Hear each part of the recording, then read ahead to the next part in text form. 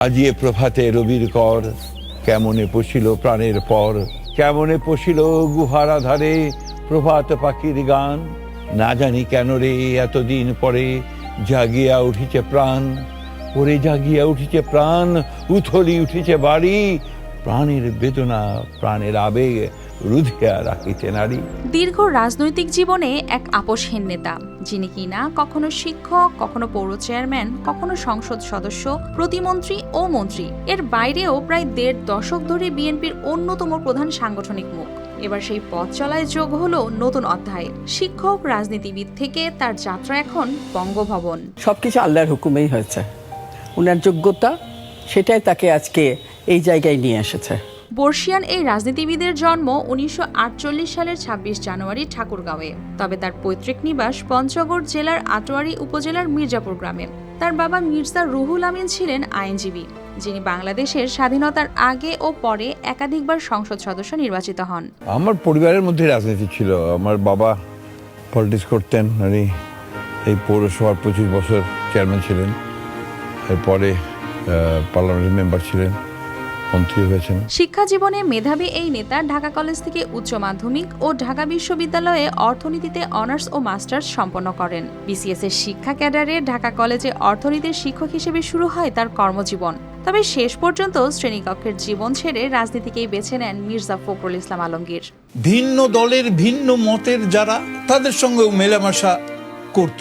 মানুষের প্রতি ভালোবাসাটা তাকে রাজনীতির দিকে নিয়ে গেছে, যে রাজনীতির মাধ্যমে মানুষের কিছু কল্যাণ সে করতে পারবে। ১৯৮৬ সালে সরকারি চাকরি থেকে পদত্যাগের পর সক্রিয় হয়ে ১৯৮৮ সালে স্বতন্ত্র থেকে ঠাকুরগাঁও পৌরসভার চেয়ারম্যান নির্বাচিত হন। এরশাদ বিরোধী আন্দোলনে বিএনপিতে যোগ দিয়ে দলীয় রাজনীতিতে নিজের শক্ত অবস্থান তৈরিতে সক্ষম হন। ১৯৯২ সালে ঠাকুরগাঁও জেলা বিএনপির সভাপতি হিসেবে দায়িত্ব পালন করেন। আমার যেটা দেখলাম যে জনগণের মধ্যে প্রচন্ড আন্তরিকতা রয়েছে, সততা রয়েছে। দ্য বেস্ট পিপল যারা আশেপাশে, তাদেরকে উনি তুলে আনতে শুরু করলেন। সব শেষে যেটা হলো যে বাঁচতেন না, তাকে মেরে ফেলা হলো। নতুন সোফা সোয়ান ফোম, সোয়ান গ্রুপের একটি পণ্য। এখান থেকে আপনার খুব চাপ শুরু হলো আমার এলাকা থেকে, যে লোকাল পলিটিক্সে আসতে হবে। সেই সুবাদেই উনি রাজনীতিতে প্রথম করলেন যে এখানকার মেয়র হিসেবে। তবে জাতীয় সংসদে পৌঁছানোর পথটা তার জন্য মোটেও সহজ ছিল না। ১৯৯১ ও ৯৬ সালের নির্বাচনে ঠাকুরগাঁও ১ আসনে প্রতিদ্বন্দ্বিতা করেও জয় পাননি, কিন্তু হাল ছাড়েননি এই অভিজ্ঞ রাজনীতিক। ২০০১ সালে ৮ম জাতীয় সংসদ নির্বাচনে একই আসন থেকে জয়ী হয়ে সংসদ সদস্য নির্বাচিত হন। বিএনপি সরকার গঠনের পর প্রথমে কৃষি প্রতিমন্ত্রী ও পরে বেসামরিক বিমান পরিবহন ও পর্যটন প্রতিমন্ত্রীর দায়িত্ব পান। বেগম জিয়ার যে ভূমিকা, রেস্টোরেশন অফ ডেমোক্রেসি আন্দোলন, তার রাজপথে আন্দোলনটা আমাকে আকৃষ্ট করেছে।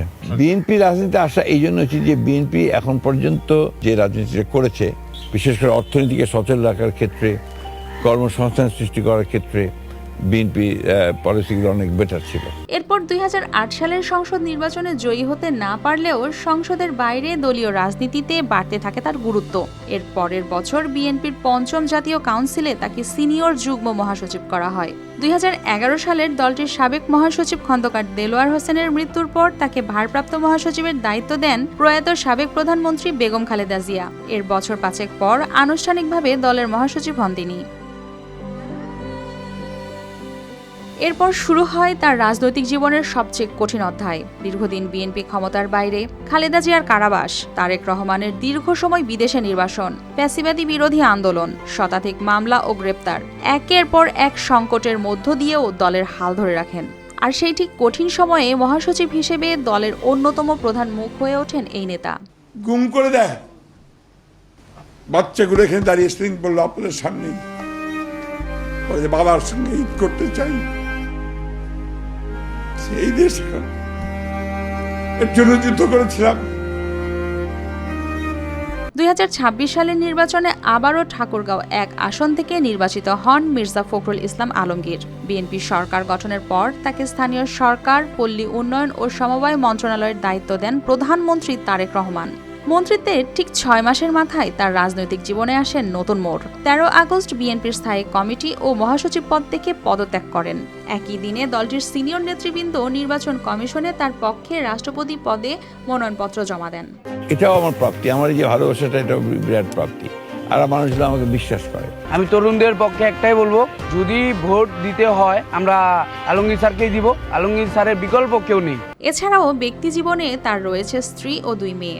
বড় মেয়ে মির্জা শামরুহ শিক্ষকতার পাশাপাশি অস্ট্রেলিয়ায় উচ্চতর গবেষণার সাথে যুক্ত। ছোট মেয়ে মির্জা সাফারু ঢাকার একটি বিদ্যালয়ে শিক্ষকতা করছেন। আমি পরিবারকে সময় দিইনি, আমার মেয়েদের এটা একটা বড় দুঃখ আছে। বড় মেয়ে তো সব জায়গায় বলেও ফেলে। পুরো পরিবারের স্যাক্রিফাইসটা আছে, এক একজন এক একটা পার্ট প্লে করেছেন, কিন্তু এর সবকিছু আমার মনে হয় যে কম্পেনসেট করে গেছে। আমাদের স্যাক্রিফাইসগুলো খুবই ক্ষুদ্র, এর থেকে অনেক বড় বড় স্যাক্রিফাইস আমার আব্বা নিজে করেছেন এবং বাংলাদেশে লাখ লাখ পরিবার করেছে। শ্রেণীকক্ষের অর্থনীতির সেই বিসিএস ক্যাডার শিক্ষক মির্জা ফখরুলের দীর্ঘ রাজনৈতিক যাত্রা কি এবার গিয়ে থামবে বঙ্গভবনে? সেই প্রশ্নের চূড়ান্ত উত্তর মিলবে 20 আগস্টের রাষ্ট্রপতি নির্বাচনে। শাবনাজ শারমিন, RTV।